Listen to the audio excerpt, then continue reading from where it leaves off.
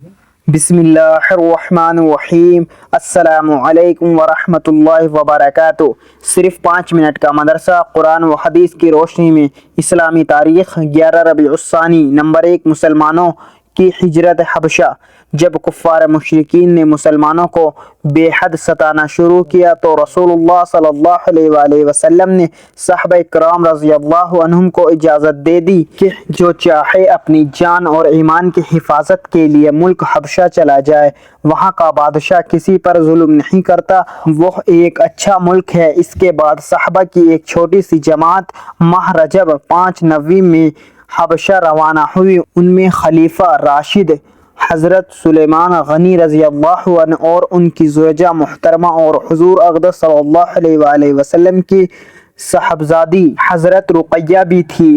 کفار نے ان لوگوں کی ہجرت کی خبر سن کر پیچھا کیا، مگر کفار کے پہنچنے سے پہلے ہی کشتیاں جدہ کی بندرگاہ سے نکل چکی تھی۔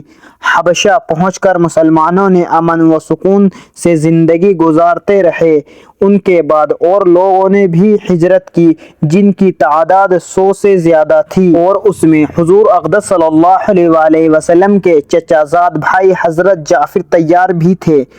ان حضرات میں جو ہجرت کی تھی وہ صرف اپنے جسم و جان ہی کی حفاظت کے لیے نہیں بلکہ اصلاح اپنے دین و ایمان بچانے اور اطمینان کے ساتھ اللہ کی عبادت کرنے کے لیے ہجرت کی تھی۔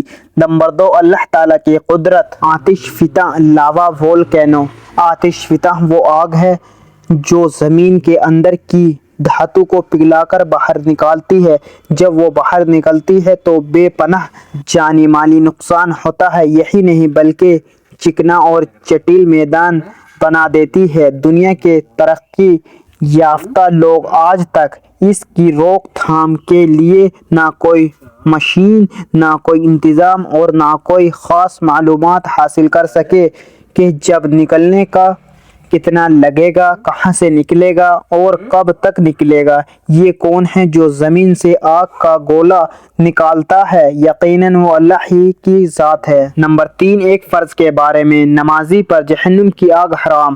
جو شخص 5 نمازوں کی اس طرح پابندی کرے کہ وضو اور اقامت کا اہتمام کرے، رکوع اور سجدہ اچھی طرح کرے اور اسی طرح نماز پڑھنے کو اپنے ذمے اللہ تعالیٰ کا حق سمجھے تو اس آدمی کو جہنم کی آگ پر حرام کر دیا جائے گا۔ نمبر 4، ایک سنت کے بارے میں۔ عطر لگانا۔ حضرت عائشہ رضی اللہ عنہ سے معلوم کیا گیا کہ رسول اللہ صلی اللہ علیہ وآلہ وسلم عطر لگایا کرتے تھے۔ انہوں نے فرمایا، ہاں، مشک وغیرہ کی عمدہ خوشبو لگایا کرتے تھے۔ نمبر 5، ایک اہم عمل کی فضیلت۔ سنت پر عمل کرنا۔ رسول اللہ صلی اللہ علیہ وآلہ وسلم نے فرمایا، جو میری امت میں بگاڑ کے وقت میری سنت کو مضبوطی سے تھامے رہے گا اس کے لیے ایک شہادت کا ثواب ہے۔ نمبر 6، ایک گناہ کے بارے میں۔ کسی کے والدین کو برا بھلا کہنا۔ کبیرہ گناہوں میں سب سے بڑا گناہ یہ ہے کہ آدمی اپنے والدین پر لعنت کرے۔